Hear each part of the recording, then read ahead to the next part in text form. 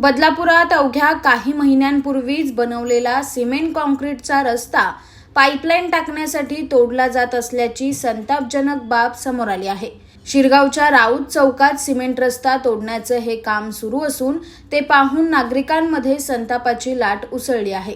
शिरगाव भागात महाराष्ट्र जीवन प्राधिकरणाकडून पाण्याच्या पाईपलाईन टाकण्याचं काम सुरू असून त्यासाठी हा कॉन्क्रीटचा रस्ता तोडला जात असल्याचं सांगितलं जात आहे।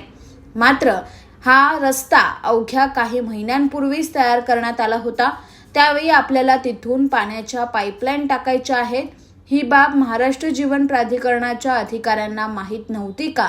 तसंच पालिकेनं याबाबत समन्वय ठेवला होता का? असा प्रश्न नागरिक विचारत आहे।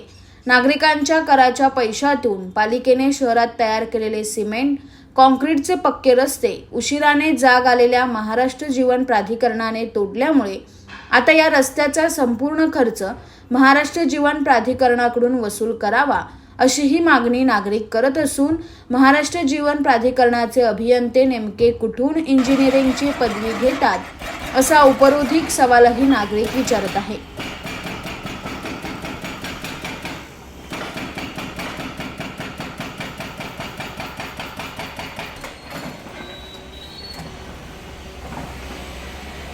Bureau report AB fast news Badlapur.